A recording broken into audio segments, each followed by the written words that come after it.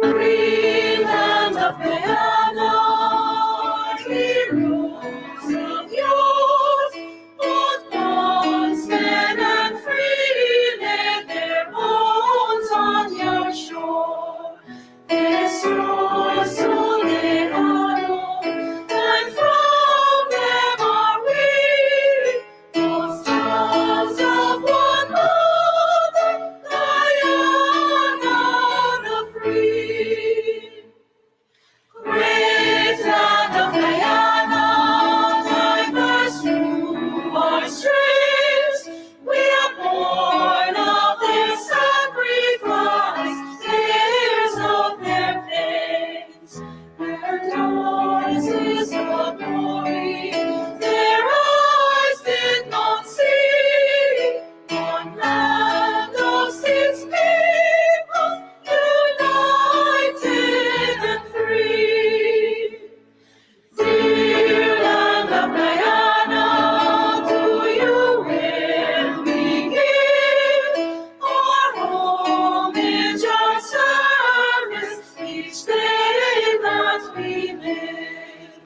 Oh God, you great Mother, and make us to be more worthy our heritage, land of the free.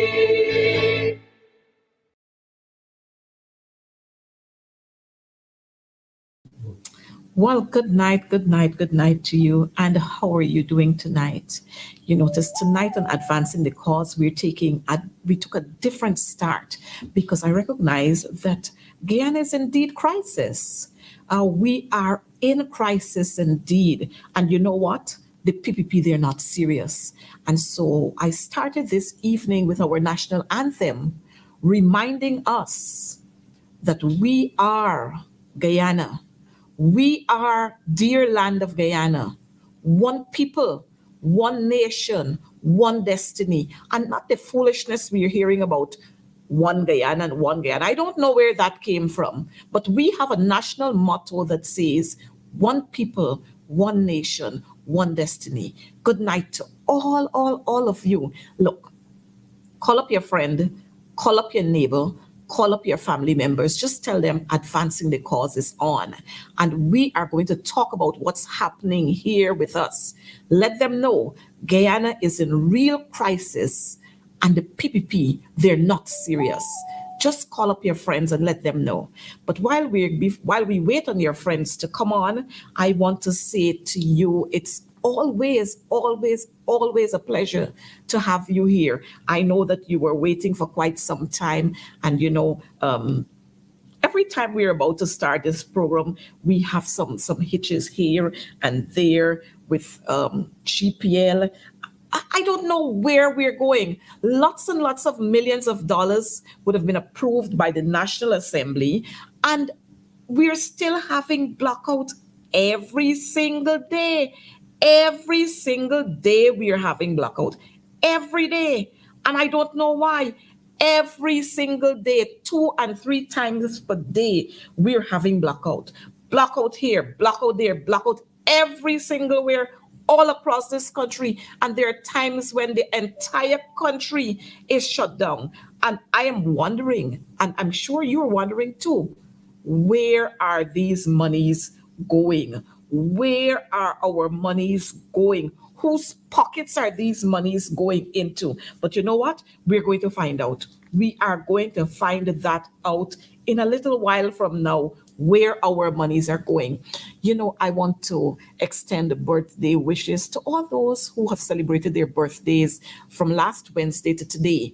Happy birthday to you. And I trust that God is going to bless you with an abundance of good health, happiness, loyalty, and that portion of truthfulness, integrity, let me say that, and grant you the boldness to be able to stand up and speak out for Guyana.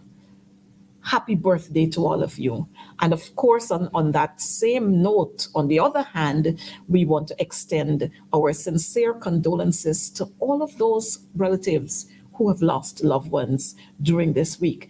I know we have a teacher from Covent Garden Secondary. She's now dead.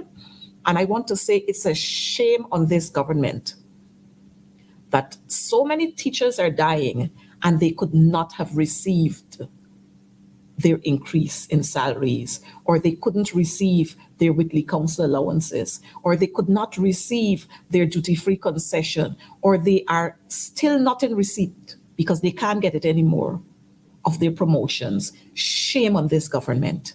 But again, let me say, Guyana is in crisis. The PPP are not serious, but we have to be serious because this country is ours. We're not going to go too much into a lot of talking, but I just wanted to share this bit of notice with you, coming from the chief whips. The chief whips have met. They met today, and I know that you can see that they met today, and they have agreed that the National Assembly, there is going to be a special sitting of the National Assembly come Monday.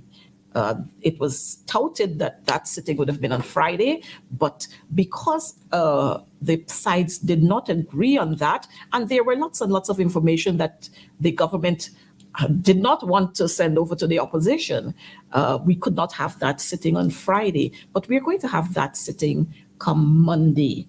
And that would be a sitting where we are all going to be united because Guyana is ours. And so the chief whips, they've met again, and they have decided that Monday is going to be that extraordinary sitting of the National Assembly. Folks, look, I want you to do this for me. Well, not only for me, but for yourselves. I want you to post on your Facebook pages, on your WhatsApp status, Guyana is ours. The Essequibo belong to us. We are one people, one nation with one destiny. Do that, whether you're going to do it in a voice note, or you're going to do it standing, holding a flag, or whatever way you want to do it. Just post that on your Facebook pages and let the world know that Guyana is ours. Tonight, we are going to be having quite a good discussion because, you know, on this program, we always tell the truth and we have persons who are concerned about what is happening. And so tonight, again, I'm going to be sharing the stage with a young man who's no stranger to these kinds of forums. He's no stranger to advancing the cause. And so, operator, could you bring for us Apostle Nigel E? Good night to you, my dear, and how are you?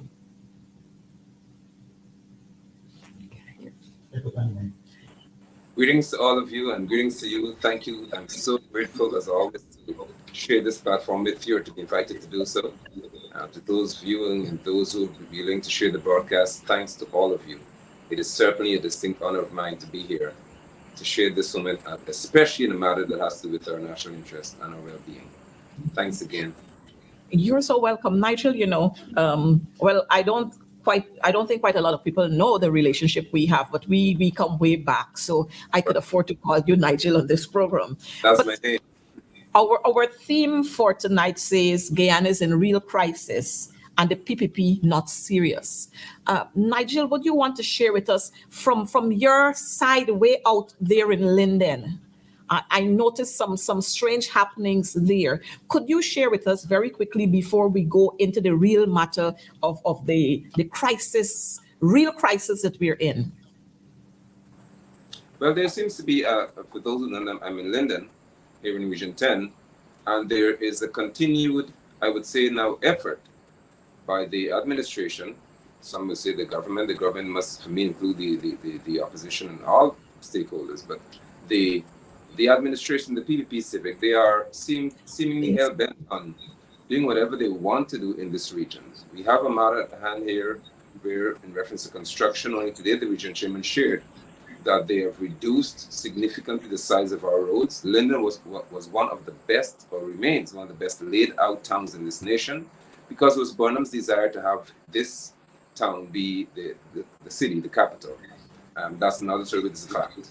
So what has happened now is they have come into the town, they're repairing roads and so on, and they've reduced the roads. The roads, all they need to do is just resurface and ensure that the drainage is the walls, the storm retaining walls are restored. They haven't done that. So in some instances, two vehicles cannot pass on the same street, and Edgel has allowed that to be approved, and wherever else it is. We also have a case in which the Mackenzie Sports Club, the mecca of sports for Linden, Region 10, produced so many national and international stars. And what are they doing? They're now dismantling the pavilion that they admitted. They said it belongs to the membership, which would be us. And now they've begun to dismantle the same without even having a meeting to tell the members what it looked like or any such thing. So here in Region 10, we have got a serious crisis. Most importantly, in Linden, we have an issue whereby the new council, in reference to the town council, is still being starved. I, my sister, and viewers do not have my garbage collected. Can you believe that? In 2023, in an all-rich nation, I do not have, and many people in my area do not have their garbage collected by the mayor and town council when we pay our rates and taxes. What's the reason? Because the new minister of regional development and local government is no different from Dharamlal. So we still do not have our funds released to this town so that we can have a simple thing as garbage being collected. The council, headed by Mr. Sharma Solomon, has said they have to make a decision and they'll focus on the center of the town. So what happens to us who live in the outskirts? We have got multiple issues to deal with in our town and in our region. And there seems to be very little being done in reference to interest being shown genuinely. The PPP, the agents were here, Jagdio, Ali, and others were here over the weekend. Unfortunately, I was not in Linden, but they had a ball. And now we're seeing the results of it, where the contracts have been tossed out to friends and cronies. But to what extent? They have got roads in this town that were once wide enough for 2 trucks to pass, and now 1 truck could barely make it through. I'm saying on this platform that we, as Linders, must go out and stop all of these works until they restore the roads to the width that we know our town enjoyed. We must not accept anything less than what we know we deserve. There has to be a time when we show the PPP civic administration that we are extremely serious. I dare say that we are deadly serious about what we experience in this town and in this region. We deserve better, and we shall have better. So there's quite a bit that's happening here in Linden in Region 10. If I were to even take the risk to mention even that in reference to our sporting facilities, we had inter-school sports recently, and the clan, I call them, who refused to adhere to basic advice, would have excavated the Mackenzie Sports Club, tore it to pieces, while the track at what they call Bayrock, that Ashley Singh lied to this nation to say that it was finished when it's not, the facility. They took our athletes there, and people had nowhere to sit on the first day. They didn't have chairs for our children, our athletes. It is just a tragedy upon a tragedy here in Region 10.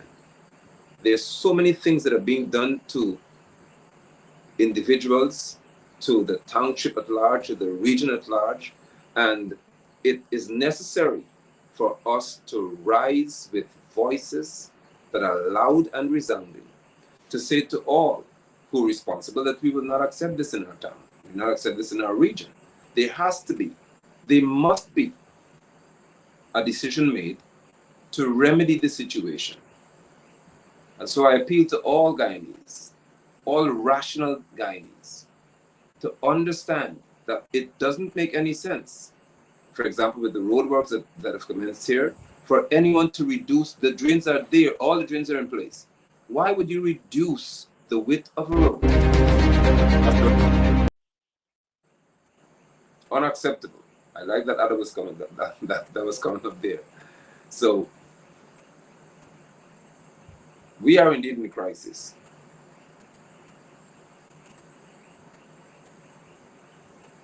Thanks for that.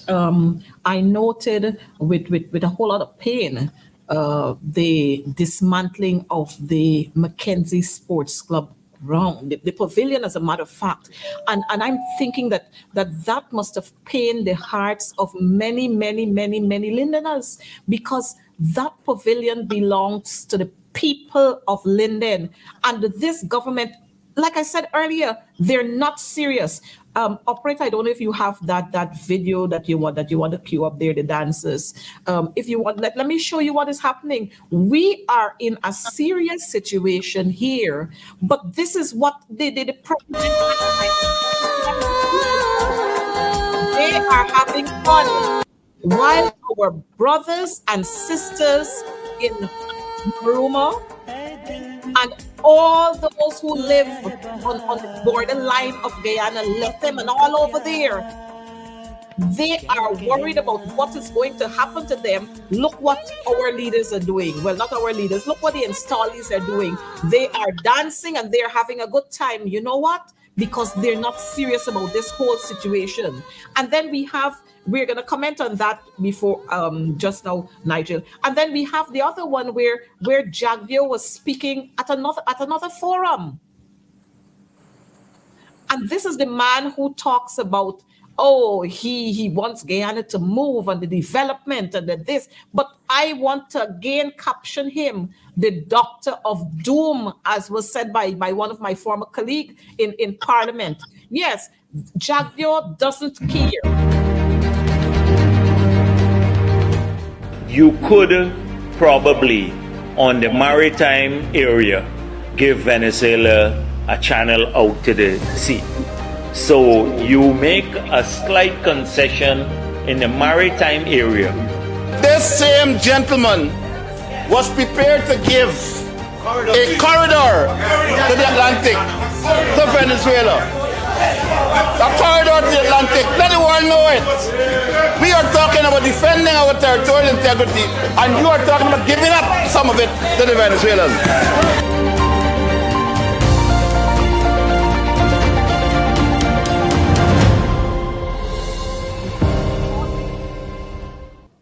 We have to fight for our country. We have to do everything that is possible to maintain our territories. Our territory. Nigel, I'll have your comment on the two videos we showed earlier. Well, the first one with the dancers, the revelers, I must say that I'm not surprised, because the way that Jagdio, I wouldn't even say Irfanali has never thought to do anything to Guyanese. The way that Barrett Jagdio treats Guyanese people has a lot to do with the uncaring nature that he possesses. While this country is being threatened consistently, and we must be very careful to note this, by an extremely powerful nation militarily, these men can afford to, with their colleagues and wives and spouses and whatever else they are, they can afford to do this because they are well aware that they've got the means, first of all, to negotiate our resources away. They have the means of escaping out of the situation if the opportunity presents itself. And they also have got the mentality that says they do not care who dies in the process. That's the kind of people we deal with. Their attitude in the midst of an international crisis tells me that they do not care. Because Guyana, even with the 20 girls, the Madi situation, the 19 and the one young boy, I said again, the nature of these people, they responded with partying the Thursday evening. As soon as Ali said 3 days of mourning, which was just ridiculous, for 20 lives of children, he said, okay, then party tonight. They started botheration. Here again, Guyana is being threatened now by Venezuela. What do? Party in the process. Party, let's just dance our lives away because it doesn't matter.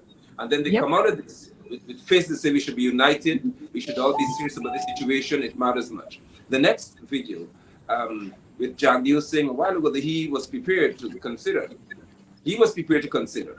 giving Venezuela a channel to make concession. I believe that he's convinced that Guyana is his.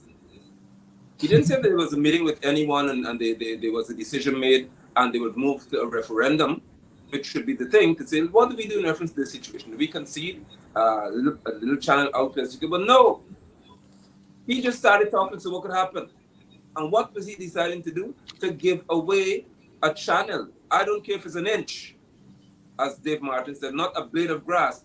Venezuela does not deserve anything because the decision was already made. Decades, centuries ago, Jaglio is a weakling. He's afraid to stand for anything, and that's why he surrounds himself with criminal people, criminal minds, because he is incapable of standing as a man to defend anything called a national cause. And I was appalled when I came to the knowledge of this, that this man was saying, one who they deemed to be so important to Guyana, that he was willing, you can just concede and give them a channel out to the ocean for what? What channel does Venezuela need? They have so many ways of getting out to the ocean. Why do they need part of our maritime boundary to access where they are? This is just ridiculous. These should have been tried if you ask me. You know, Nigel, I remember going to school, and we, on Fridays, Mondays, we sang our national songs. Since right. the PDP came into office in 1992, they removed all of that. Every single aspect of it, they removed. And I don't know why the PPP believe, like you rightfully said, that Guyana is theirs. I don't know why they believe that Guyana is theirs. They have removed almost every aspect of nationalism. They have removed our national songs. You don't hear them play on the radios anymore. You got 98.1, you got NCN, you got all of them. You don't hear them playing on the air anymore. What you hear is the private radio stations. You might hear it on Bobby Vera's radio station 104. You're going to hear the national songs there, but we don't hear them any longer. We don't even have our children. Our children now, they hardly, if you ask them about national songs, play a song, they're lost. They don't know. And so the PPP they're just not any good for Guyana. We look at the Guyana Defense Force, what they've been doing with the Guyana Defense Force. Well, of course, they've dismantled the Guyana National Service, they've dismantled the People's Militia. And now, if by chance something were to happen, we don't have anybody. We don't have anybody to protect us. The police force is already short of servicemen. The Guyana Defense Force is short of servicemen. I don't know if they're going to take some from the fire service and the prisons, but when you take from the prisons, what happens there? Right. And so these people have no vision whatsoever. And again, I want to say to our viewers that the PPP, they're not serious. We've heard the talks about Venezuela, and you noticed every time the PPP, every time they're in office, Venezuela start acting up. Every time they're in office, Venezuela starts acting up. And this should be sending a clear message to us that somewhere along the line, maybe Jaglio promised the people in Venezuela some part of Guyana. Now, we saw this mass invasion of the Venos here. And people have been complaining, citizens have been complaining over and over and over. And you know what this government has been doing? Turning a blind eye to it, because you know what? They wanted the Venezuelans to come here so that they can get them to register and vote for them come next elections. But you know what? When we do foolishness, it backfires on us. If we look at some of the videos at what is happening right now, because the Venezuelans are being taught in school that part of Essequibo belong to them. And so what they're doing now is coming to claim what is rightfully theirs according to them. But we have got to be able to mobilize ourselves, and not to aggravate or agitate them, but we have to be able to mobilize ourselves to look in our communities and to be able to monitor the movements of these people and to monitor what they're doing in our communities. Your take on this one here. This is I think this was Wakenham. Yes. Well, Jaglio said that most of them, or even that those who are arriving here are of Guyanese parentage. Yet again, his behavior is treasonous because he hasn't established any means to determine that this is so. And being of Guyanese parentage doesn't speak to one's allegiance; it speaks to one's lineage. Mm-hmm. It doesn't say to whom they pledge allegiance. But I know the deal because as long as they say they have Guyanese parentage, then they have entitlement to an ID card and to a birth certificate. Therefore, they'll be eligible to vote. What I want, and I was about to say that, if you are of Guyanese parentage, why did I see people jumping out of that bus on Sunday? If Jagdio said that those who are coming here of Guyanese parentage have a right to be here, why jump out of the bus and run away? I have never seen anyone jumping out of any bus when they arrive because somebody came to pick them up since they see my parents are Guyanese. This is obvious and it's evident that those who are jumping out of that window know that they do not belong here. They know it. But he didn't just say that, he also said that they left years ago because of Fox Burnham. Jagdio is playing a dangerous game in this time of crisis. He's playing a very dangerous game. Now, he spoke to the military, and I would hasten to say that I have made a post last week, I think it was, and I said, listen, all of these little boys are giving guns to, gun licenses to, send them to protect Guyana. Because the wanton nature, the one who's supposed to be some former police officer who is accused of killing his friend or sending him to be killed, he was brandishing a weapon in his chest. There's another one in Lynn who had a weapon that shot and killed his cousin. So it seems as though the little boys in this country, whose fathers or they are friends with the PPP, they get guns. The plan may have been to use those weapons just in case something would happen, because I would not forget what happened in 2020 when they went to in Enmore and one had his weapon in his hand, saying this is not a long time. So I'm talking about something that happened 10 years, 15 years ago.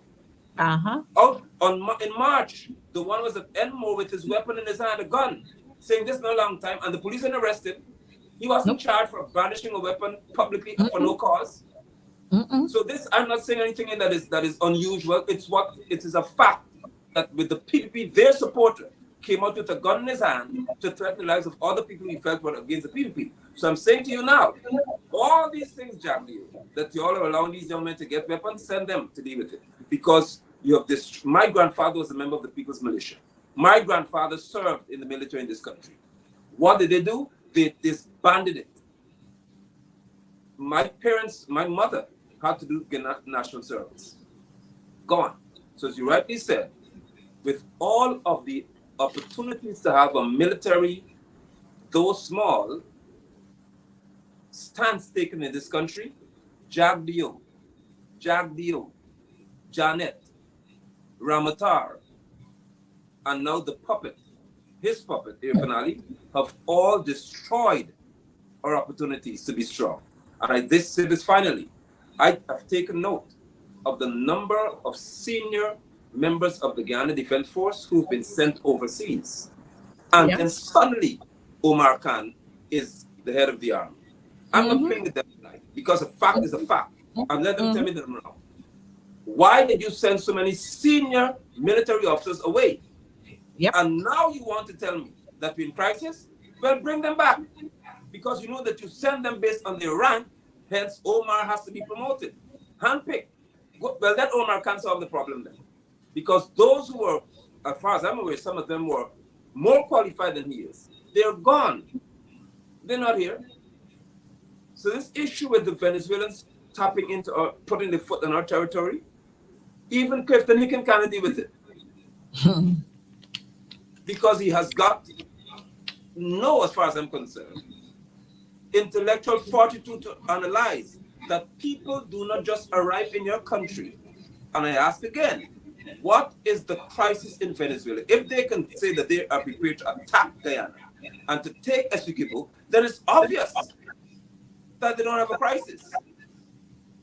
Please, Guyanese, I want you to take note that it is in the Venezuelan constitution and in their curriculum that Essequibo belongs to them. This is not something that's just saying yesterday or 10 years ago. It is enshrined in the law that this is their territory. Please take note of that. So the referendum they talk about in December, it is just a sham because it's already written that it is theirs. The question now is, what do we do to get it? That's what they're going to ask. Not that it's theirs. It is theirs in reference to their viewpoint. We have to stand, and I would like to say that we have to please stand against those leaders in this country or who call themselves leaders who want to give away our land or allow Venezuela to come here and take whatever they want.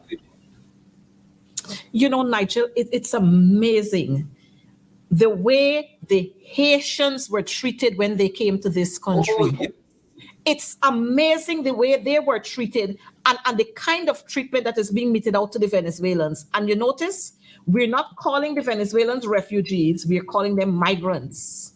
So Exactly. if you're a migrant, it means you got a right. You're not now. We have been asking repeatedly because the vice president, he talking a whole lot. Everybody he abusing out at this press conference on Thursdays. But you're not hearing him saying anything about this situation that we're in, this crisis that we're in. Absolutely nothing. And we've been asking the vice president, when you come to your press conference on Thursdays, don't talk about the conference that Rickford Burke had. Don't talk about what Aubrey Norton doing and what happening in the PNC. Tell us how many Venezuelans are here. Exactly. Tell us how many of them are Guyanese who left and they have returned. Tell us how many of them are children of Guyanese parents that have Guyanese parents. Tell us how many of them are married to Guyanese, and tell us how many of them are bona fide Venezuelans. Tell us those numbers and tell Right. us where they are located. But you notice he can't say any of that, and they are refusing to give that kind of information because they know what they want to do. But you notice, like, you know, our folks would continuously say, God don't like ugly. God don't like ugly. But in the midst of all of this ugliness, we are the ones who will suffer. In case Venezuela decide to make a radical move, we are the ones who will suffer. Our Amerindian brothers and sisters who are living on the borderline, they're the ones who will suffer. I'm hoping that our indigenous brothers and sisters, they are taking note that the PPP don't care about them. They don't care about them. They know them when they want to have their votes. Our Amerindian brothers and sisters, they lost 20 innocent lives. Children, yes. Drain. And you know what, they come to masquerade and say, oh, we will stand the expenses of the burial. We will stand the expenses. And then the attorney general had the audacity to say they didn't have to do that. We took care of all the expenses. We didn't have to do that. Those children were in whose care? Whose care? And if they die in your care because of your negligence, who got to stand the funeral expenses? Now, this is the kind of people that we have to deal with. And again, let me say, I'm hoping that our indigenous brothers and sisters are taking note. I recall just about a week ago, I was listening to an address to the nation by Lyndon Forbes Sampson Burnham. You know what he said? He said 4 days ago, I think it is, they got information that the Venezuelans are occupying Ankoko. Right. What he did? He sent the senior officers from the Guyana Defense Force and the Guyana Police Force to go there to pick up the intelligence.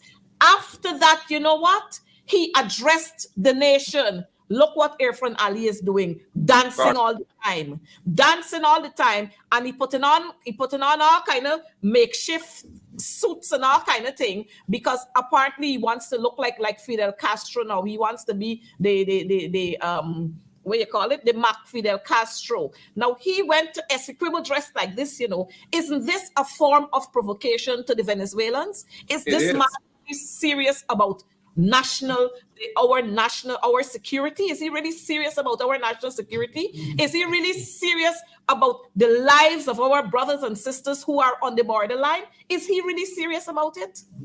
No, he's not. And while you're speaking, I don't know if you can see what I have here. The Haitians, look, that's in 2021. Guyana bans Haitian nationals from entry until further notice. I would never forget it. I will never ever forget this because these people have got the right through CARICOM to be here. Venezuelans have any right. And Jagdi is saying they'll be here because they're of Guyanese parentage. And then I saw a video today where one of them is commenting or complimenting Barra Jagdio. Jagdio promised them they'll be all right. Not even Irfan Ali, not Robeson Ben. Jagdio promised the Venezuelans it'll be okay. And this man seems to be in full campaign mode here. So he's telling people that You know, y'all are free to be here. You rightly said there's certain questions that Irfan Ali, as the head of state, paid to be head of state, should be answering, not Bar Jagdeo. Bar Jagdeo is not the head of this country. I know he is in terms of his behavior, but he's not paid to be president. And Irfan Ali, I would say this because I know many of you are privy to these broadcasts. I would say to you again that you are causing Bar Jagdeo to create for you the worst legacy. I thought Ramatar was bad, but Jagdeo is causing you, remember he was the youngest to be president. He's causing you, the second in reference to chronology, to be worse. Jagdeo is destroying everything called a legacy that you could ever have. Mm-hmm. When have you ever seen a country under threat and the vice president is called, and Jagdeo is no vice president for me. He has to have a portfolio. He's the second or third or fourth, whatever it is, or fifth. We have 5 slots, but he's not the first vice president. And there's no office in this country called a vice president. He's a mockery to this nation. Yep. And we have to call it what it is. So we have got a situation on our hand in which Jagdeo is being seen even by the Venezuelans as the key man, as the go-to man. He's the one who could promise us security, not Robeson Bear, not Irfan Ali, not Clifton Hicken. They gone past everybody else. And they're praising one man. Is saying Jagdeo told us he'll be all right. To what end? That's what you have to ask ourselves. And important in the list that you've mentioned of things that you should speak to is what is the military background of these people. In today's society, the US told us that if you want to have a visa, they'll search your social media profile. Why can't we? They could track you. They could track mine. They monitor us on every show. They monitor us now at Evelary. Why are they going to use the same technology to monitor these Venezuelans who are coming here? To say, what was your military training? Were you a police officer? Were you in the military? What is your background?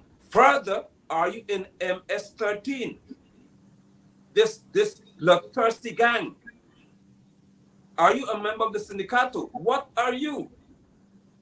They're major drug lords and dealers in Venezuela who we know, at least I'm aware, others are aware, they want to put their foot here because it's easy picking for them. We have got a serious crisis on our hand, and I would dare say that the PPP administration is incapable of dealing with it because they are unwilling to deal with it in the manner that it should. As long as they want to use these people for electoral gain, they're going to sell or position as Guyanese. There are a number of them who head to the Grove area in the East Bank. So Jagdeo could pretend that you don't know. You and I know that there are a number of them who live by the sideline in Grove and in Region 3. They're occupying what we call the reserve. Mocha Arcadia people the house was bulldozed, kicked off for what's rightfully theirs. Venezuelans are now occupying the Grove sideline, the reserve, and in Region 3. How can you tell me that as a Guyanese man, I can't do it, but Venezuelans can come in, then they're being given grants? Remember the $5 million to help to take care of the Venezuelan refugees?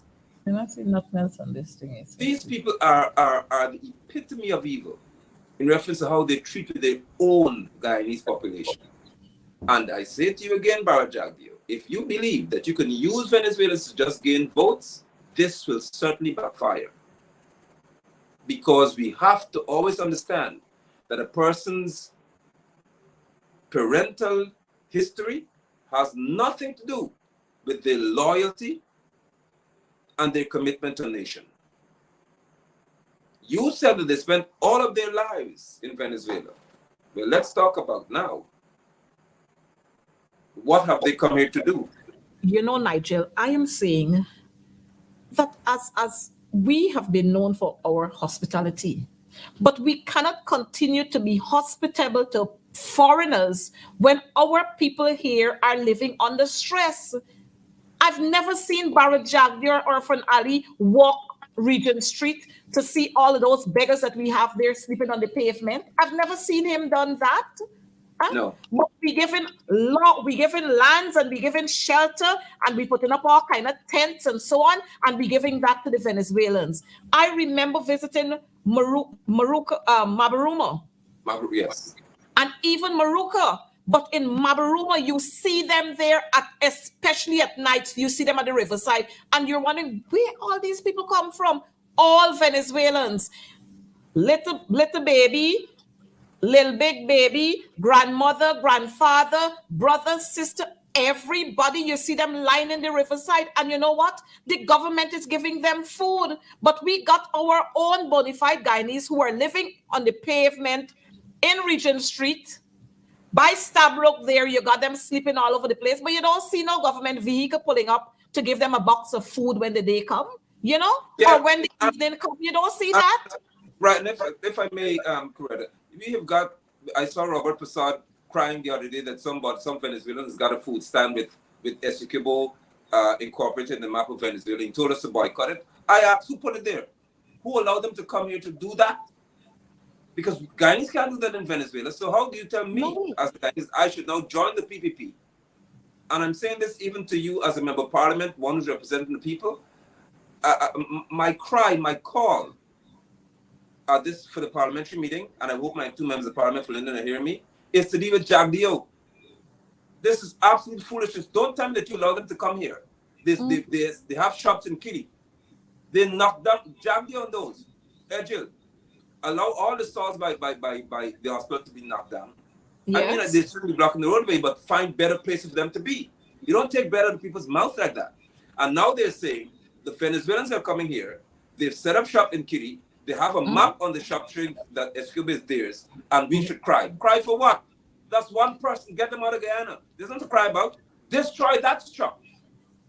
Let me help you, Robert Prasad. Send Hicken and his team out there to dismantle it, because they're showing you that is a level of aggression against Guyanese. I don't believe in being hospitable to people who are hostile. Right?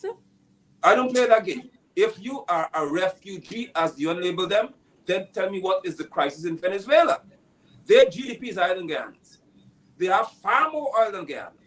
They've got 10 times, 15, 20, 30 times more power than us militarily. So what's the crisis then? That they don't like Maduro? Well, here's the deal for me. Any Venezuelan coming here wants to stay here, I don't care what parentage you have. You have to go live and say, I hate Maduro. I want nothing to do with Venezuela. I'll fight for Guyana. Do that. Because I'm not asking much. When Guyanese are going to seek to be U.S. citizens, you have to pledge. You have to denounce, that you fight for the USA. I'm not asking you for much. So I don't intend to be hostile or inhospitable. What I intend to be is fair. Don't come to this country while you're saying, as was advertised by the food vending kitty, that Essequibo is yours. Out. Break the whole stand down and leave. They need to leave. Nigel, I'm going to play for you 2 videos just now. I'm going to play that for our viewers. But you know what? While you're talking about the Venezuelans they have a map there, their map with that part of Essequibo on the map. And we are proud to, Robert Prasad is proud to announce that. And no this shame. is telling you that these people have no shame. No shame whatsoever. That from the time you would have noticed that, you were supposed to pick up your phone and call the commander or call the commissioner and get them to send their ranks there, because you're seeing right there and then that these people are not loyal to whoever offering them help. They're not loyal to us. And you know what? The PPP, what the PPP is failing to understand, that if that referendum comes off on December 3rd, that all the Venezuelans who we got here, whether they're born or Guyanese parentage, or even some of the Guyanese, they will vote for it. And we don't seem to understand that. I remember being a little girl and I'm hearing this story about Barbados when they started to treat Guyanese badly. You know what Lyndon Sampson Burnham did? He sent the troops out there to rally all of them, pick them up from wherever they were, and he sent them back to their homeland. Exactly. Why are we still tolerating the kind of foolishness here? Is it because we want the votes? Is it because we don't care about our Guyanese people? What is it? The PPP must tell us that. Well, I can help them. We can help them correct, because the truth is, Madam Member of Parliament. Sorry, But this, I'm boiling with this right here inside of me tonight, Yep. and they have to blame me for inviting me in the program. Listen, the truth is, when I observe the ethnicity of these people, Mm-hmm. and the complexion of their skin, Yep. it tells me everything of the PPP Civic. Because what is the chance that only the Indo-looking Venezuelans and the what they call the fair-skinned Venezuelans want to come together in greater numbers? What happened? You don't have black people in Venezuela? So the black ones have a problem then. So the one who spoke for Jagdeo yesterday is a hardcore Indian-looking person. So that is the fact. The PPP knows, in their mind, they think that based on people's complexion and their texture, you'll vote for us. So you come together and we'll make things work. I am not afraid, neither am I ashamed to say exactly what I know about these people. They are racist and they're destructive to our country's well-being. That's a fact, and they've proven it to me enough for it to be a fact. In addition to that, Nigel, have you ever been able to check out the way the Venezuelan women dress? Our women here have been taught to dress decently and to be modest in their dressing. Do you see the way they dress here? As a matter of fact, I saw a video the other day with a Venezuelan woman naked walking along the seawall and people making fun of her. And you know what? Nobody is picking these people up. Nobody telling them anything. You're living in your communities that have been so decent over the years. And you know what? These Venezuelan women come and they wear all sorts of clothing. Sometimes it's better they don't put on any at all. My sister, And it's now being advertised. I mean, you're not a man. So in my circle, it's being advertised among men in Guyana. Get a Veni. Their bodies now, they're now the number one prostitutes. That's what Jagdeo and those people enjoying in reference to what's happening in our country. The Venezuelan ladies are now known to be the top brand for prostitution. Is that what we want in our country? That's where we got to know. That's what we're looking for? Because That's where if we people got don't to know. know, the Venezuelans, by culture, love knives. Know that. It's normal for them to have a knife in their waist. Go in the mining area, you know what I'm talking about. It's normal for them to have knives in their waist because they love to cut and to stab. And the whoredom is taking a foot of our country. But I must say to you, Madam Member of Parliament, correct and listen to me. The likes of those in the administration, they would enjoy what they see in these families because they're lawless men. And may I say women, they got shame. Let me forget English right now. They got no shame. They don't care. So for them, this is a party. Bring them in. And then they have the dens of evil in which we'll enjoy these same prostitutes to the destruction and the peril of morality in our country. That's what we're dealing with in reference to the PPP Civic Administration. They're wicked. You know, Nigel, I am so upset with this entire situation that is happening. And we have a head of state, installed head of state. The head of state was placed there. He didn't go through the normal process of being the presidential candidate. He was picked out and selected and put there. We have a head of state who can't say to this nation, who can't give this nation any kind of assurance that you are safe. None whatsoever. And I know they're going to monitor our program to say we're trying to incite anxiety and we're trying to incite this or we're trying to incite that. But the fact is, this is what is happening. When you listen to the statements that are being made by Maduro, when you watch the videos where these people are distributing flyers in their country, talking about the referendum, talking about Guyana is theirs, that part of Guyana is theirs. It is alarming and we have to be alarmed. And our people, this nation must be kept abreast every day or every 2 days with what is happening. I mean, we wouldn't want to know the fine details of what our armed men are doing, but this nation must be kept abreast with what it's doing. Let's look at this video here.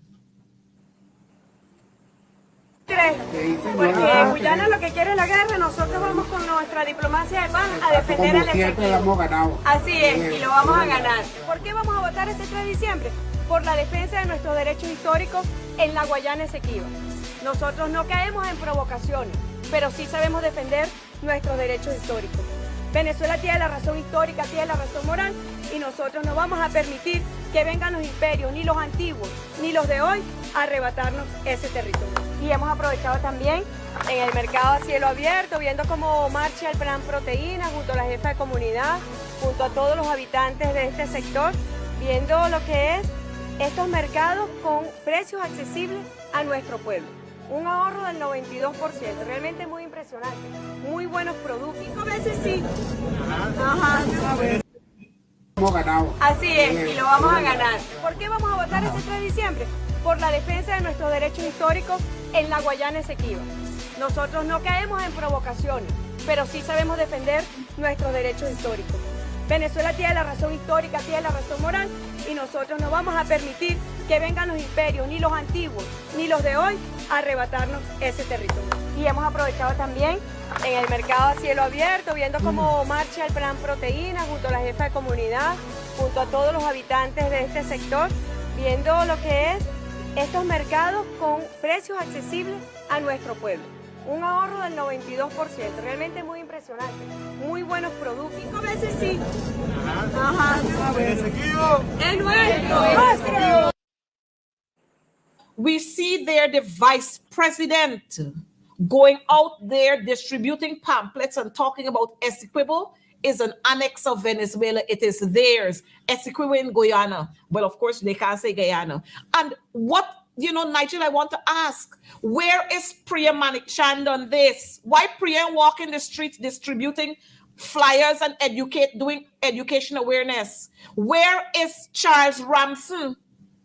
Where is Vendi? Where is Pauline Sakai? Where all of them? Where is Frank Anthony and all these people? You don't see them coming out there, but we saw them when they wanted to talk about sanctimonious gangsters and riggers. And now we have a real crisis on our hands. You're not seeing them. You're not hearing anything from them. Outside of that, we're not hearing anything from Mia. Where is Mia Mortley? Where is Ralph Gonzalez? Where is Bruce Golding? Where is Sarah Lynch? Where are all these people there who've been talking all the thing? Where are the guardians of democracy? We need to hear from them now. Now we need to hear from them. As a matter of fact, we have a man who is an advisor on security. Where is Jerry Gavaya? Where is Jerry Gavaya? That's the main one we should look to, because he's advising on national security. Now our nation is threatened, not by what they call a political activist or Burke or Ben Sharp or you. We're threatened by an entire nation who's saying, and I would like to repeat for Priya Manikchand's sake, it is in the Venezuelan constitution that Essequibo is theirs. It is taught by curriculum that Essequibo is theirs. I think they say the sunrise in Essequibo. That's what they believe. And so when they say it, they're not saying it because they think it's a joke.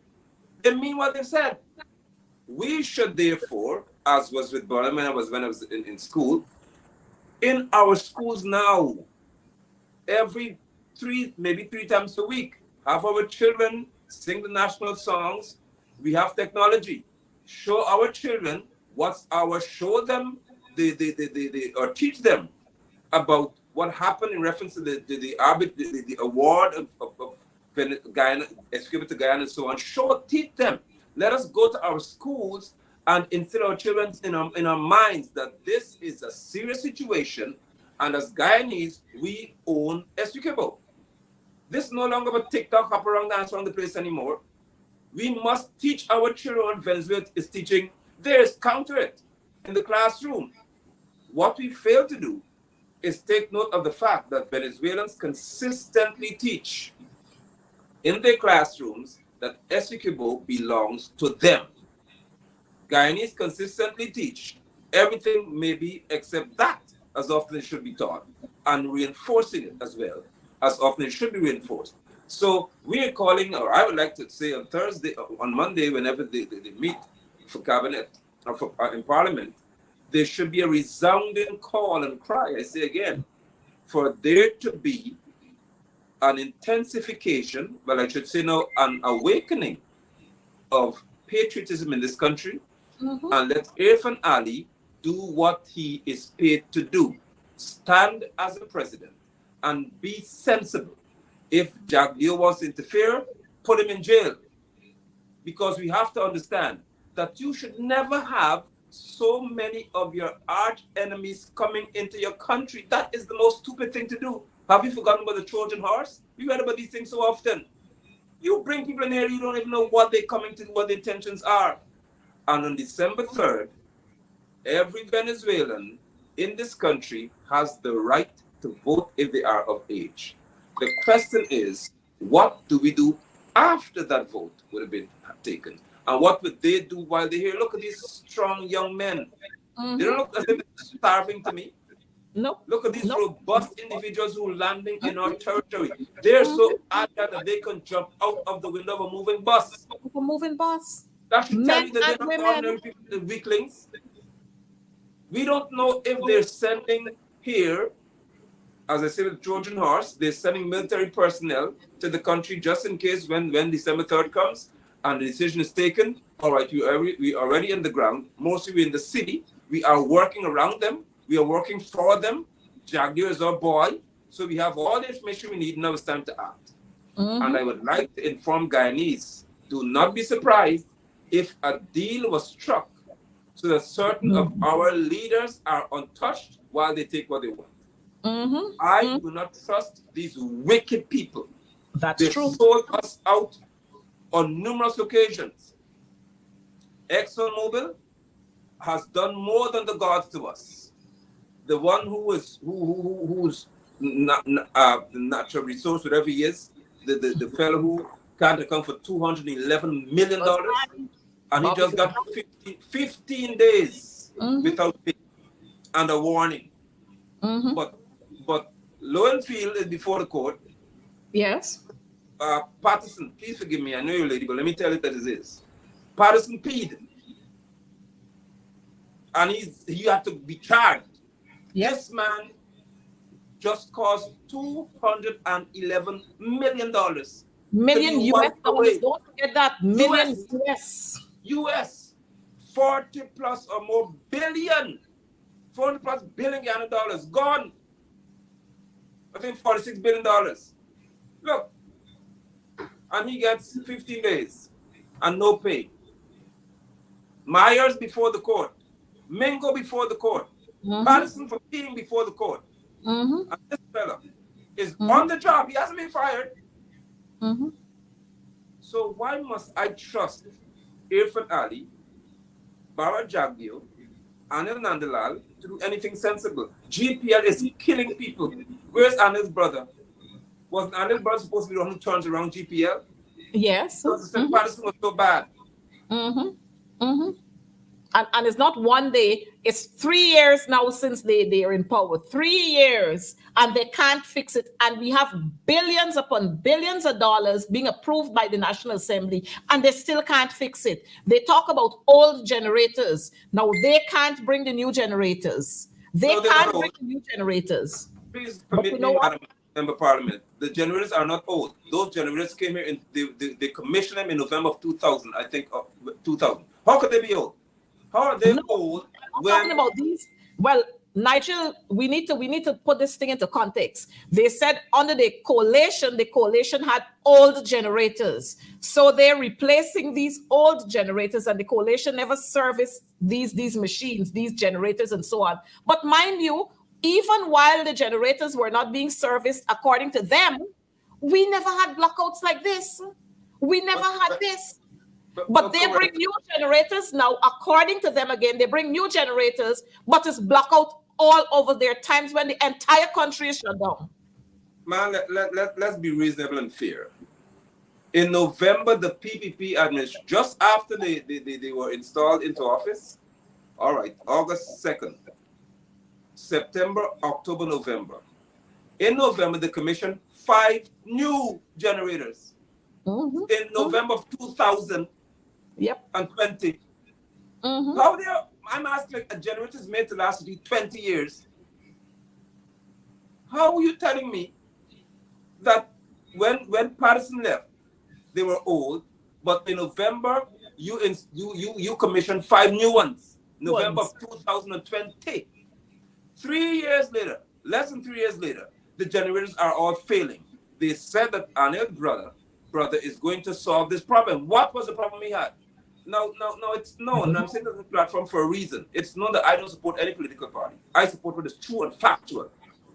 The fact is that Patterson's, under his Patterson's watch, I don't know when we didn't have this situation. The thousands of miles of cables that were replaced, the upgrades to certain stations. This country didn't have this problem. Anil's brother, I call his name all the time. Anil's brother came here, was brought here to fix the problem. Now we have got disaster because they cannot tell me. I will not even repeat the asinine, stupid, nonsensical garbage. Don't tell me that a 3-year-old generator is old. Tell me where the money went that should have been used to service those equipment. Tell me how we have in Essequibo, for example, a PPP crony's son who doesn't know anything about electricity production. He's running the company. Let them tell me that. How you got this boy sent to Essequibo, getting all kinds of money and privileges, driving like some king, while the generators are failing because they don't know how to maintain them. And even if they do, they can't. Tell us in Linden, for example, why our water is brown like the river. Because they refuse to invest money in GWI, even in Linden. These people are ridiculous. And you have, Nigel, you have this clown who always like to monkey himself around to talk about, he knows the Queen's English the best. So he could talk about this and talk about that. But he must tell us how just after he became a minister, he could put up a big mansion. He must tell us that where he got those monies from. You know, and last week, I said there was another PPP member, minister as a matter of fact, who said when she was questioned, she said, well, her relatives used to send monies in barrel. Maybe his family used to send monies in barrel for him too. But he must tell us, Indar must tell us, and one Edgil must tell us what is happening in this country, not only with GPL, but with our roads. All them roads that they're doing, they're breaking after 3 mornings. Just yesterday, a citizen was saying to me in Pleasance area there, they did a road. And when she came out to question the contractor about the road, Sparrandam, somewhere there, they're doing this road. And when she started to question the contractor on the way that she noticed they're doing the road, the man cussed the woman out. See? So these people are a set of pompous people. And all they are consistent with is being crooks, scamps, corrupt, and they know how to discriminate, and they know about bringing drugs and shipping drugs out of this country and how to fill their pockets. That's what they know good. One Edgel should be ashamed of himself. He should strip bishop from the front of his name because he's no bishop. A bishop ought to be a man who stands for righteousness. He doesn't stand for anything. Disgraceful. Because let me make it clear to Guyanese if you don't know. Because of my field, I work in construction as well. I understand what happens. What they do, and that's why people, if a contract is given, for example, for a road to be built for, let's say, $11 million, I'm telling you what these people do. The contractor, who has to be a friend of the PPP, of course, will pay another person, let's say about $5 million or $4 million to do the road, and he pockets $7 million. I'm telling you what I know. So they're not building the road to the tune of $11 million. They build it for $4 million, and the contractor has to get $7 million to give back to the minister and all the friends involved. $5 million. He's lucky if he gets $2 million in his hand. That these people are mercenaries when it comes to robbing our state. And that is why the Venezuelans will come into our country, goes back to them again, and have a ball. Because the attention is not on national safety and security. It's on how much can they pocket for generations to come. And These to people remain must in be power. dealt with. Yes, they And must to be remain- dealt with. By guidance at large, it must be dealt with. And you know, Nigel, we must remind our Guyanese citizens that if this government were serious about this whole territorial controversy that we're having here, we would not have seen policia on our police vehicles and Exactly. on the police station at Wisma and elsewhere. These people are not serious and they are wicked, and these people must be thrown out. We don't need them here. Imagine No. Guyana, an English-speaking country, and you put in blasting policia on our vehicles. Any part of this world you go, you would recognize a police vehicle. You don't have to see it marked on the vehicle. You recognize the police vehicle because there are certain things that are on police vehicles. Anywhere across this world you go, you recognize an ambulance. So I don't know what's this big thing, but maybe Jagdio and Irfan Ali, they knew exactly what they did. Maybe there was some deal struck somewhere. So they started putting all these Spanish words around the place, you know? And Ali made the big announcement, Spanish will be compulsory in schools. Our children can't even master the English. Fair enough. We're not being biased to say that it is not good to teach our children Spanish, but you must master your own language before you attempt to learn another language. Ali must master English language first, not our children. My daughter speaks better than Irfan Ali, a million times better than Irfan Ali. My son, who's 7, speaks better than Irfan Ali. And that's not taking a job at the president. Irfan Ali doesn't know how to speak properly. So how we want to teach Spanish and you can't speak English properly? You know? And let me say this to all Guyanese who have sense. If you didn't buy a driver's license, you will know that they teach you that there's certain things called international codes and symbols. The color of the police lights on a vehicle are international. The fire truck has an international code. The truck beyond 30 feet have an international code. Because we import them, we don't make them here. We don't make any vehicle in Guyana. So you import them with certain things installed because that's the code. You don't need to see police here to know it's a police vehicle. It's an international code. So these morons wanted to give the impression that if they put police here there, then Venezuelans are going to be more inclined to think we won. Or maybe they want to announce to Maduro that, hey, Guyana is yours. So we're gradually coming on board with you. We have police in our vehicles and we're about to give you a portion of a secure boat. We don't know. I don't put anything beyond a criminal gang. I'm telling the truth. I'm speaking the truth here. I put nothing beyond these things because of what I've seen them do. I have seen them say when Justice Singh said, listen, Justice Kissoon said, you have to have unlimited insurance to protect Guyana from an oil spill. Yep. These people joined to fight against us. Yep. How can you say these men love Guyana when they have joined to fight us, the people? They fought a justice in the court to say, we're not accepting what you said. Don't put anything beyond this criminal gang. That's what they are. Everything is the hardcore mafia. In my everything is a shady business with the PPP. Everything under, around, at the side, and everywhere about the PPP is a shady business. And so you can't put your neck on a block to say, look, they mean well. They are doing well. I mean, you talk about putting up huge buildings and doing some road improvement projects. That's what you're supposed to do as a government. That's your obligation to fix the roads. In Georgetown, we get in brown water in Georgetown. You know, I was talking to some staff from GWI and they're complaining bitterly. They're being forced to work on weekends. And if they don't turn up, they're getting letters. Their salaries are deducted. They're getting warning letters.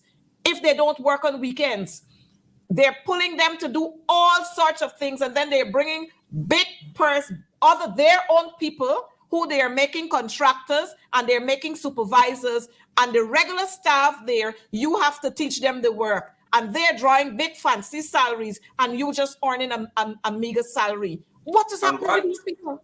While you're there, you know the quality of water in Georgetown, certain parts of Georgetown. Know the quality of water. Linden has brown water. When you are in Babis, the water is crystal clear in certain communities. I tell you what I know.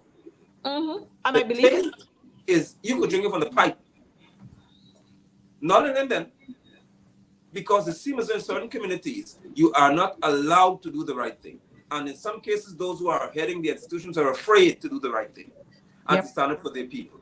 And it's just unfortunate. Just unfortunate. And I've been hearing that they intended to, or they intend to at some point, try to get light and so on to the Venezuelan communities. Back them again, because they don't want them to live in squalor. They have to try to upgrade them so they could not be in shanty towns. Really? But our people could live in all kinds of conditions. Oh, come on. Our people could live under all kinds of conditions, but you're bringing the Venezuelans here and you're giving them all kinds of privileges. But the Haitians, you dump them in the lockups, pass them through court, put them on big fancy bail, and then you deported them. And you're talking about CARICOM. And then you want to talk about one Guyana for who? Not the people in Guyana. For some people, not the people. I am from the quarantine. I've been traveling the quarantine every now and then. And you know what? I go into Bloomfield where Mustafa lives. And every street in Bloomfield is done. And when you go to Manchester, Liverpool, and Lancaster, and Ulverston, and Alness, and those villages, if you see the dams that those people got to walk in. If you see the dams that those people got to walk in, you go down to the back of Firish and you see what is happening there. But you pass other places in Albion and so on, and you see what is happening there with the roads. You see what's happening there with their water situation, with their trenches and their drains. You go into Sophia, the water is stagnant till it stinks. You know? And then I saw Barrett Jagdio over the weekend. He was in Dazzle Housing Scheme, and this man ain't got no shame. This man threw Clifton Hickens, Robeson Ben, and all of them he threw under the bus. You know what he said? It was misguided. It was wrong from the inception for them to put police on the police vehicles. Exactly. And what did you do about it since you knew that it was wrong? Why didn't you ask them to pull it off? But you know what I tell people around you. It's it's misguided. The police should have never put police there. What? They should have, it's misguided. They should have never. It's not the emblem. Take it out. You see the man there? Now this man always appears as if he is the savior. He always creating mischief and then coming to behave as if he's the savior. Why did you allow it from the first time you heard the outcry? Why didn't you ask Higgins to get them in, pull in all those vehicles and get it off? But you know what? I tell citizens across this country, when those vehicles stop you and it got police here on it, marked on it, you just behave as if you don't know English. English? No English. You don't know English. You don't understand what they're saying.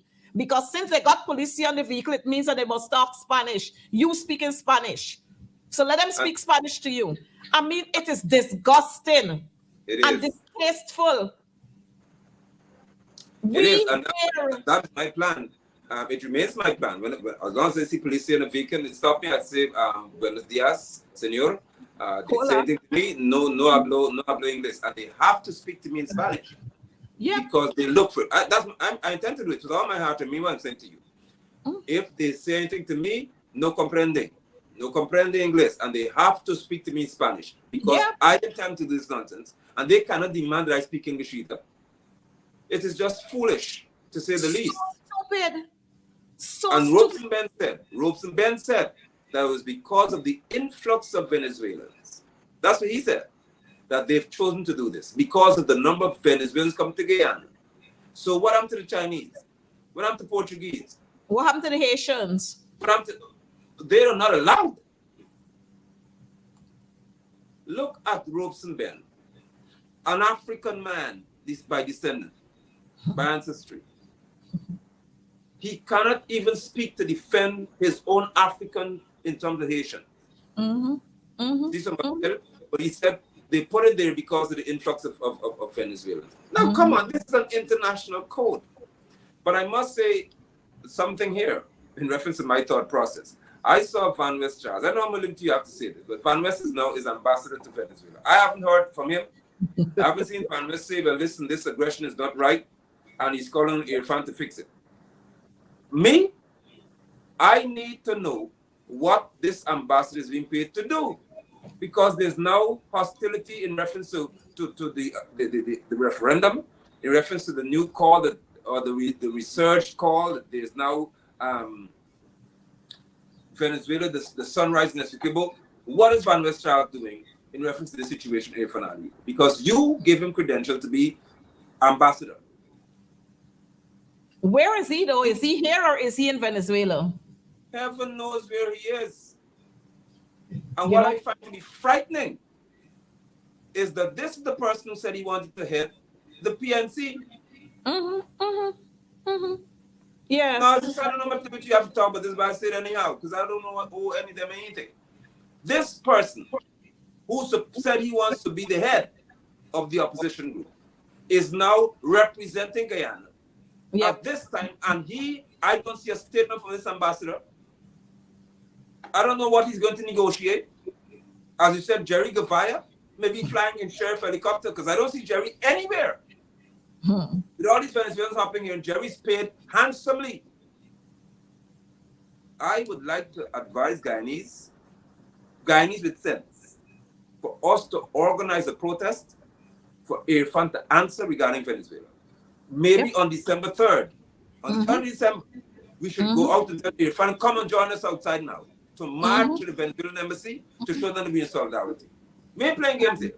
You have a long time. On the 3rd of December, all Guyanese, let's show how united we are, must take to the streets to march against this referendum in Venezuela, including Barajaglio, Irfan Ali, Norton, everybody. We getting together now. We won. One people, one nation, one destiny.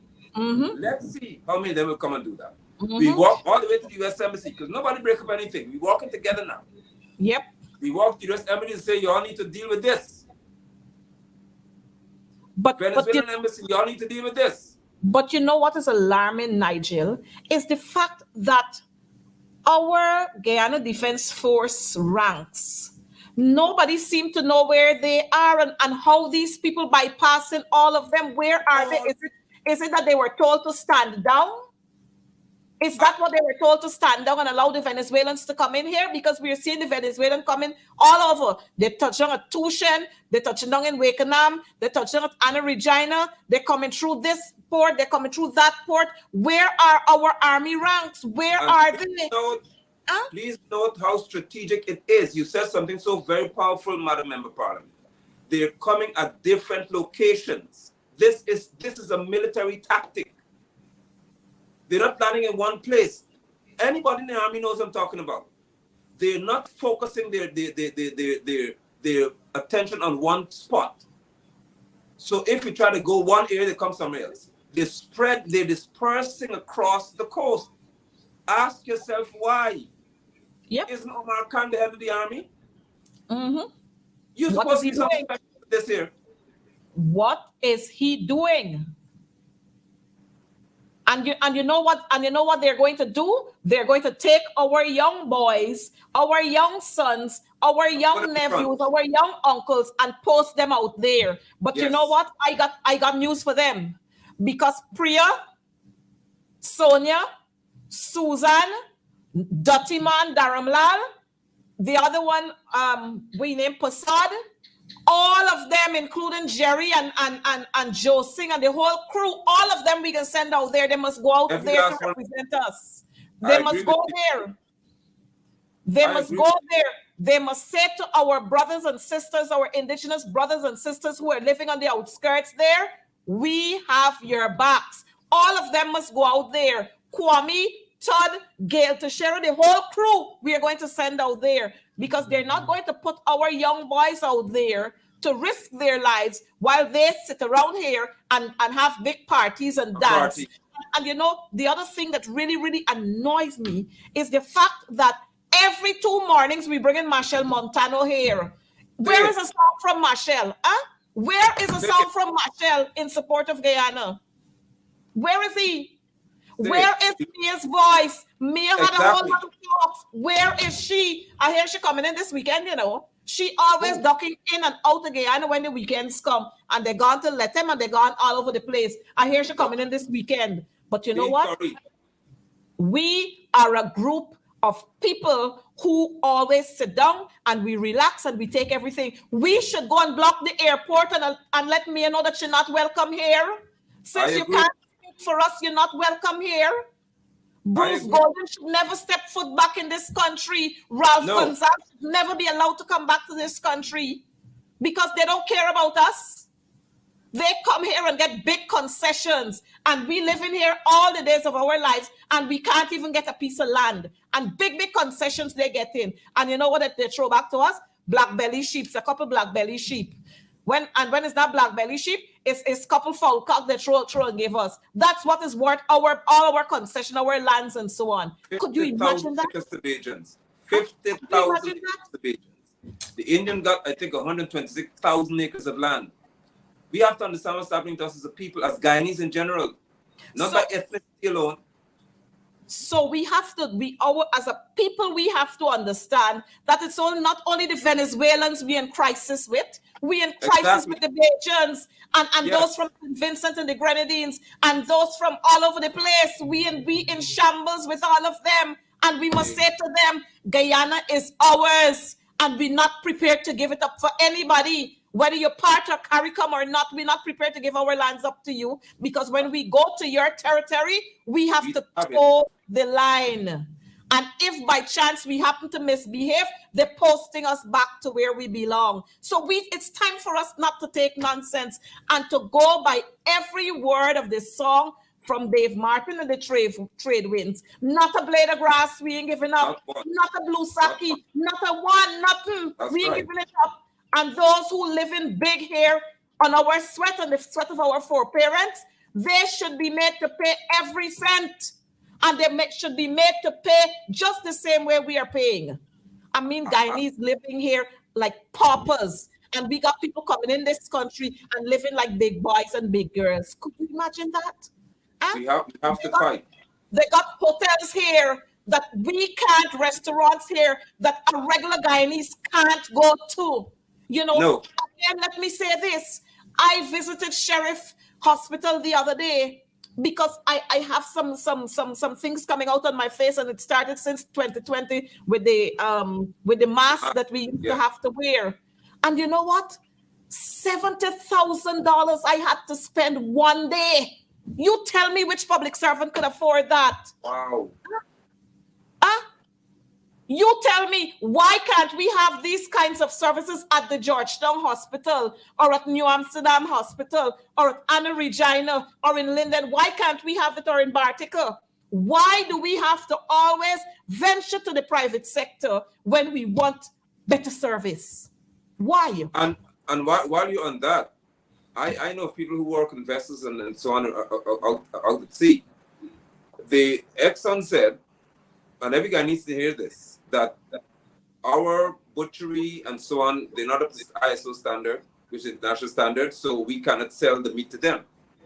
I saw that 1 pound of meat, a special cut, that we are paying for Guyanese, by the way, 1 pound, was sold, the worker showed me, for $135 US. That's what Exxon buys it for, from somebody in Georgetown who's supplying them. The person's importing the meat and they're selling it to Exxon. I'm telling you, the PPP is out to rape us through Exxon. Yep. Mm-hmm. $135 US for one special cut. Imagine paying $26,000 or $27,000 for 1 pound of beef for ExxonMobil people on the board, because they can't eat ordinary meat. It came from Iowa. Yep. We have to pay for that. We have got a crisis on our hand, and the word has to be repeated to Guyanese. All of us, we don't have an ethnic crisis here alone. We have a crisis of great proportions that are spilled into the PPP, thinking that they are so much above the average Guyanese that we have to bow the big boys. And they would rape our nation of its resources. They will sell it out to people. And as you said, look at what's happening in reference to a private hospital. how many middle-class Guyanese workers in the public service can afford to go to pay $70, $80, $90, $100, $200,000 hospital bills? What is happening to us as a people? How many teachers can afford to do that? Well, you want them starve? You want them starve for the rest of the month? Huh? A public servant I saw just the other day was complaining that her salary is $82,000 and they deducted some monies from her. And when she questioned it, she was given a letter and a letter that said she was insubordinate because she questioned deductions coming from her monies. And she's a single parent. I have another video there to show with a young lady who was complaining bitterly. She's selling ice cream on the seawall. And she was told that she's got to remove from there. She must remove. Who owns the seawall? The first lady. So it seems. The first lady owns the seawall. So she got to move, the woman got to remove from there. What you want her to do? You want her to become a prostitute? You want her to go and rob people on the road? What you want her to do? She's trying to earn an honest living. What you want her to do?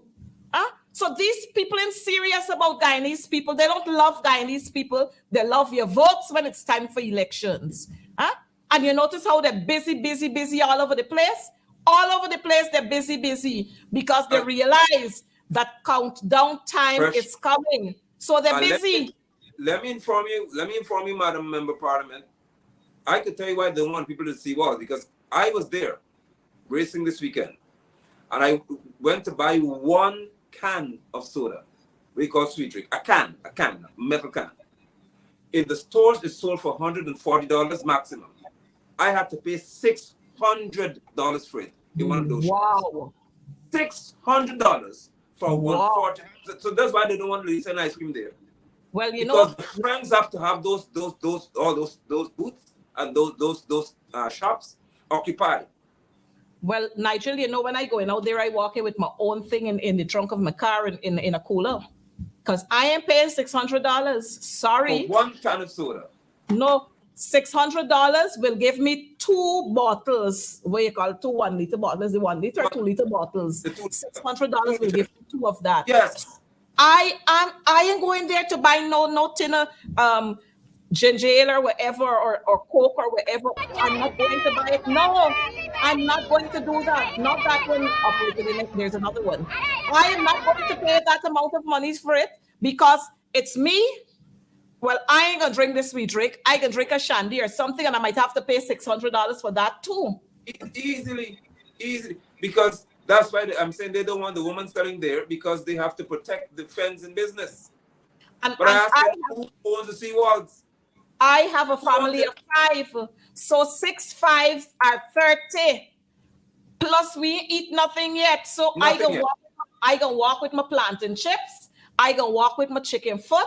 If I gonna make 2 hot dogs from home, we gonna make it and walk with it, or we gonna fry some chicken, put it in we bowl, put it in the back of the car trunk, and when we go out to the seawall, we will open the trunk and we will sit and eat. We ain't spending them kind of monies because at the end of the day, I don't get anything in return. What I get, bumpy roads with big holes, bending my tire, bending my car rim.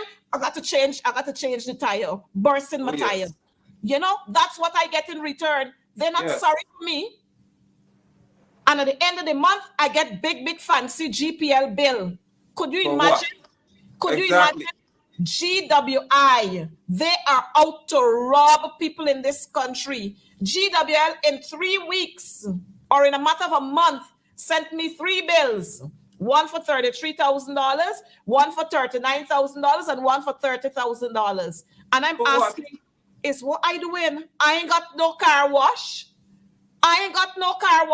What doing one time at weekends? I wash my clothing. What is sending me all this? During the day, nobody is at home. So you're telling me in the mornings and in the evenings, we're using all that water? When I went to carry those bills, you know what? We paid the $33,000 first because, well, of course, you know, we didn't want the water to cut off, but Disconnection, right. we weren't going to pay it. But you know how you men behave sometimes. Paid because I didn't want here the MP water to get cut off. The 33,000 was paid. You know that was paid in February of this year. You know GWI still got monies for me because I behaved crazy when I went there. Asked them, "What are you sending all these bills to me for? What do I have?" And you know what they tell me? That is what the meter is registering. That is what is registered. Goodness. So I had to tell them, come find the meter for me and show me what it's reading. That's good. You know, That's good. they couldn't find it. So they have, up to now, they have credit for me. Because I tell them, find it and show me. And if you can't find it and show me, then you owe me $33,000. You can find the monies back and give me. They still got credit for me right now. Now, you know what? Some ordinary citizens would have been, as a matter of fact, they came to disconnect my water. And I had to tell them, you disconnect my water. And in a minute, I will bring, before you even drive off, I will get people to come and reconnect it. So you disconnect it. Right. You disconnect my water. And Thank you for standing so strong. The same GPL did the same thing to me a couple of years ago, sent me a bill for $89,000 for 1 month. Oh my goodness. And I ain't got no big fancy nothing in my house. Huh? I got the regular things in my house. $89,000. When I question that, oh, they tell me that is what the meter is showing. I said, well, take the meter off. Take it off and take off your wire. You take it off. I don't want it anymore. I'm not paying that. You know, when I went there with them foot to foot to foot. You know what it boiled down to? $22,000. Oh my goodness. You know, and so because they have to pay the big boys. That is what they're doing to poor people in this country. That's what they're doing to poor people in this country. Everywhere you go, they're robbing you. And that's why they could live fancy and dance fancy and eat fancy, because the interest of the people of this country is not within their hearts. They don't care. I see Irfan Ali walking all over the place that he tasting cook up and he tasting cook up. Foolishness. When we got serious issues, you monkey yourself around this place. I get very upset. We have to, you should be upset, and every Guyanese who is rational should be upset at what's happening in our country, because we are losing footing in reference to our future and our posterity. There is too much at stake. We are the richest country in the world per capita. We are small in population with excessive wealth. Look at the nonsense in reference to, look, bienvenido. These people are crazy. Look at what they're doing to us. There has never been a party, never, that has mocked Guyana more than this crop right here. Than this here. This people right here, they have made a mockery of us as a nation. A total joke of us as a people. And they're very pompous with themselves. Very, very pompous with themselves. From Charles Bronson right down. Right down. As simple as it seems. Look at what they're doing. These people have narrowed a roadway where only one truck must pass. And to go to Jaglio's house, you see how wide the road is. Yep. To go into where Irfan has his property, look at how the road is. Yes. To go into Prattville 1, look at how the roads are. So what are you telling us as Londoners? To go, we are dying for heat. It's Nigel, to go to Windsor Castle where girlfriend Priya lives. You see the road, how the road do up fancy. You know what they do? Okay, then. Drain all the water from there and lead it into the back of Moko. That's what these wicked people is doing. That's what they did. When they got any flooding, when they get any excess water behind anywhere there, they drain all over into Moko. Wicked people. Wicked people. And we cannot condone these kinds of foolishness. You know, I saw the other day, we had a big march for Palestine. I hope we're going to have a march for ourselves, because we got Palestine right here. I'm hoping we're going to have a march for ourselves. And I'm hoping that civil-minded citizens and right-thinking citizens will come out and stand up and talk against all these atrocities that are going on. But you know what? Some of them will come out because they're drawing the big fat cat salaries. They're getting contracts here, there, and everywhere. They're getting land concessions here, there, and everywhere. So they're not going to come out. They're not going to come out. Exactly. So true. So true. But we have to stand. I hope that on the 3rd of December, every Guyanese would come and join the protest, or a march of solidarity, a patriotic march, call it what you want. We should all, if you mean business, and I hope in Parliament it is raised, that on the same day they want to go voting is the same day we must be on the street, protesting or standing as a people, united.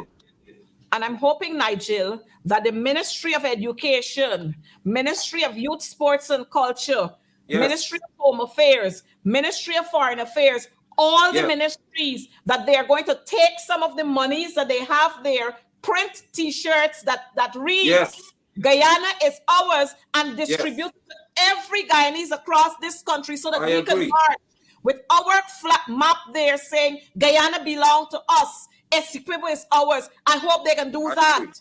Because you know, all of them banking all over the overseas and all over the place, they're banking our monies. I hope they can come together and print T-shirts like crazy and give it to our people. Even the Venezuelans, I hope they can give it to them. But before we close, yes, but before we close, I want us to play this video because the entire Guyana must come out against Barajagyo and ask him to apologize to this nation for this nonsense. Operator, if you have that video, just play it there for us. Everybody must come out and ask him to apologize for this nonsense. El líder del partido político de la oposición citó que están preocupados por la presencia de tantos inmigrantes venezolanos aquí en Guyana, lo cual desencadenó una ola de mucha preocupación entre dicha comunidad, los venezolanos, me incluyo yo, y también desencadenó algunos incidentes de discriminación en contra de dicha comunidad. Sin embargo, ayer 30 de octubre por la tarde, en una reunión que se sostuvo en el Centro de Conferencias de la Nación, el vicepresidente hizo unas declaraciones súper importantes para la comunidad venezolana. Su señoría, el doctor Barajagyo, vicepresidente de la República Cooperativa de Guyana, asegura en nombre del Partido Progresista para el Pueblo que no están apoyando ningún tipo de campaña de odio, de discriminación o de xenofobia como lo hace el APNU. PPP se rige por principios de unidad, de inclusión y de integración y de igualdad también. Entonces, habiendo dicho eso, el vicepresidente reitera, enfatiza y asegura que los venezolanos que estamos residiendo aquí no tenemos que preocuparnos con el PPP, ya que ellos nos toman en cuenta, ellos están muy contentos con el trabajo, con la honestidad que hemos venido demostrando a lo largo de estos periodos, que podemos seguir trabajando aquí como de costumbre, podemos seguir llevando a nuestros niños a las escuelas, si nos sentimos mal podemos seguir asistiendo a los hospitales, ya que ellos se asegurarán de que haya inclusión e integración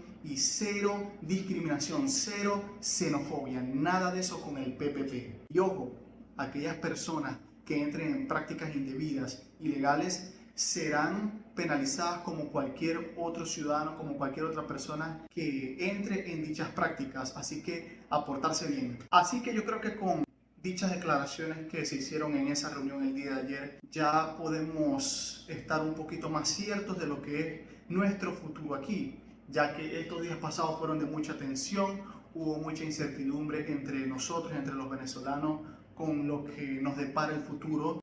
Y bueno, gracias a Dios el vicepresidente se ha pronunciado junto al gobierno, junto a todo el partido político del PPP, demostrando una vez más su compromiso con todas las personas que residen aquí en Guyana, incluyendo esta comunidad venezolana, una minoría vulnerable de inmigrantes. Muchas gracias PPP, muchas gracias a todos los miembros del PPP, del gobierno actual de Guyana. Los queremos mucho y estamos dispuestos a contribuir. Una vez más, muchísimas gracias en nombre de la comunidad venezolana al gobierno de Guyana, al PPP. Estamos agradecidos de por vida por permitirnos estar aquí y estamos dispuestos a seguir contribuyendo.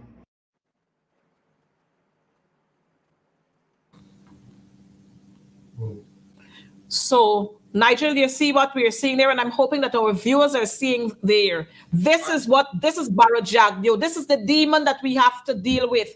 And this is what he's setting up the Venezuelans to do, to behave as if there are certain people in this country who like them and others who don't like them. And if we don't like them, we have a right not to like them because they can't come here and get first preference. They can't be first-class citizens in our country.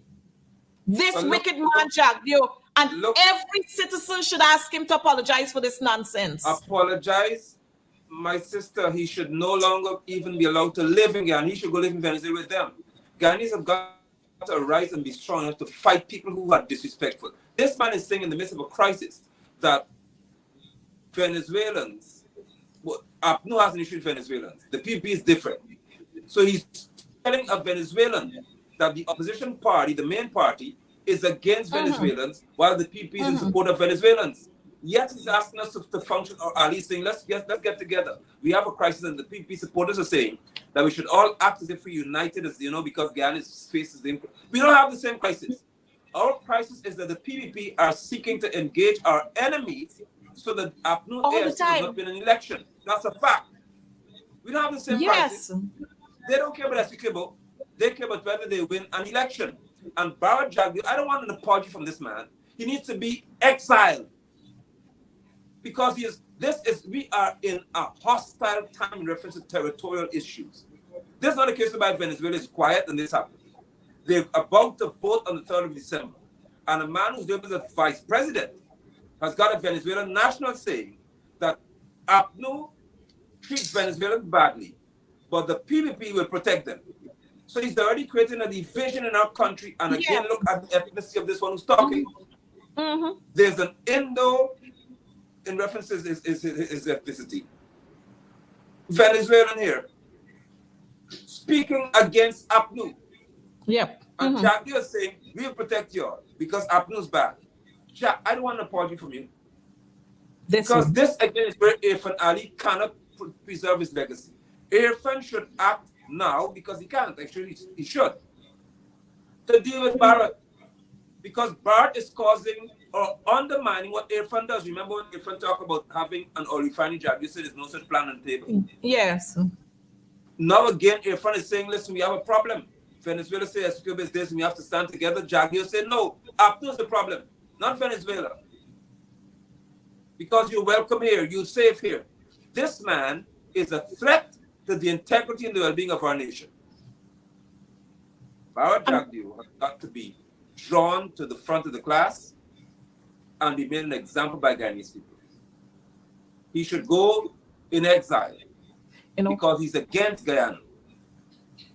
And you know, in Parliament on Thursday, on next week, what would he say? What would he say to us in Parliament? I want to say to Guyanese in every community, when you see this man turn up in your community, chase him.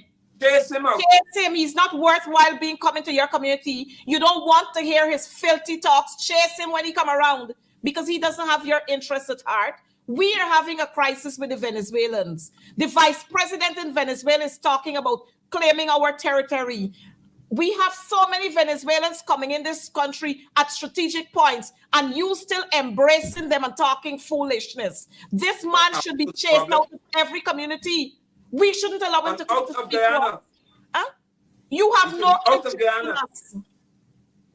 You have no interest in us, neither our children. Nothing about this country you have interest in.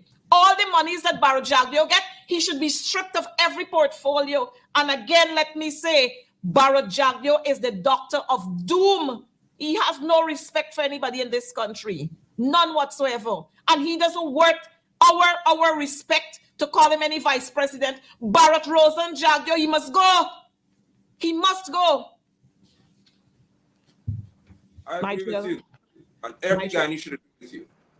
Every community across this country. It is my hope, as we close, it is my hope that when there's this emergency meeting held in Parliament, that APNU AFC does not allow this right here to just be brushed away so we can speak as though we're united. We cannot be united while Jagdio does this to Guyanese. He has done this to Guyanese, not to APNU AFC. He has to be dealt with even in Parliament. He should be sanctioned in Parliament because if there's a crisis, he should never do this. Well, I am trying to find out what would be the speaker's remarks on this. He needs to go too. Well, he should have been gone a long time because he doesn't understand anything. Nothing. And imagine we got our people starving in this country. They can't get jobs. And we got a man named Joseph Hamilton, who they say is the Minister of Labor. But that's a whole nother different story we got to get into. But he ain't worthwhile right now because he can't do anything to save himself, more so to save us from the crisis that we are in. But these people are a sick bunch of people. Priya Manik Chand, I remember there was a time when children could not go to school if they hadn't documents. Now, all the Venezuelans go in, whether they got documents or not, they're allowed to go to school. And these people talking about their Guyanese, I wonder where some of these people really born. Huh? These people are scamps and crooks, and they are the sanctimonious gangsters. Yes. Them and all their family and their friends who they're joining with, Mia and the whole side of them. But we will have to continue this conversation because we cannot continue to allow these scamps and these crooks to sell us out to Venezuela. We cannot allow that. No. Our foreparents worked hard. LFS Burnham and Chedi Jagan, they fought hard to give us independence. They fought hard to ensure that document was signed years ago. Yes. And we will not allow their sacrifices to go down the drain. We will not allow that. Nigel, I want to thank you so much for being here because, I get so worked up because I am here and I'm under threat. Let me say that. We are under threat. We don't know if tomorrow morning those Venezuelans will pick up some knives and start running helter-skelter in our communities and start slaughtering people. We don't know. Huh? Exactly. But we give them a free way, a free walk, free everything. They dress anyhow, they behave anyhow, Have you seen those two videos with them beating those two soldier boys? And the Guyana Defense Force sit down and they're quiet on this. Until they felt shame, they put out a statement, oh, this one young man, he was absent from duty for a whole year. What the hell are you telling people in this country? He's Guyanese. You should be sending out all your intelligence to find out where was this, when it happened, how it happened, where is this rank. That's what you should be doing. But Omar down there. Noble. Cough that up. Behind Irfan Ali, when Irfan Ali dressed up as if he is Fidel Castro reincarnation. But we have to go. Our time is up. We have to go. Nigel, let me thank you once again for being here with me. And we're going to do this again next week. Let me put you on alert. We're going to do this again next week because we have to continue to talk about what is ours. This land is our land and we ain't giving it up for nothing. Viewers, I want to thank you so much. And remember, like I said at the start of the program, let's put on our Facebook pages, on our status on WhatsApp, not a blade of grass. Essequibo belongs to us. Guyana is our land and we will defend it at all costs. Mind you, we're not saying that we are going out there to fight with Venezuela because we can't. But we must put on our status and on our Facebook pages and post them on our Facebook pages. This land is our land. As we go out, be good Guyanese citizens. Look out for the Venezuelans. Keep your eyes on them. Monitor what they're doing so that today or tomorrow or days leading up to the 3rd of December, we will be able to pull what they plan to do. We'll be able to set that back. With that being said, may God continue to bless all of us as we continue to look out for each other and to maintain what is rightfully ours. See you again next week as we discuss part 2 of Guyana is in real crisis with the PPP not serious. Take care.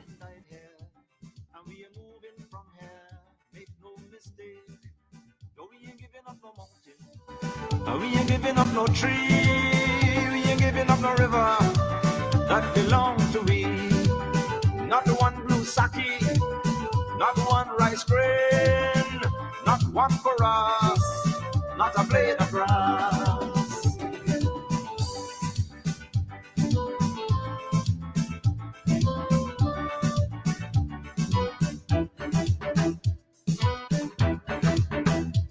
love the open country of the Rupanuni and the Essequibo, daytime or night.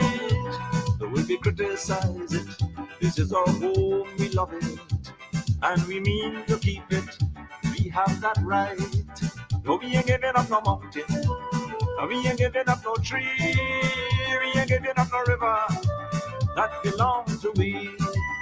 Not one blue sake, not one rice grain, not one chorus, not a blade of grass, not one golden apple, not one jamon, not a drop of water from the farmer room, not one sherriga, not one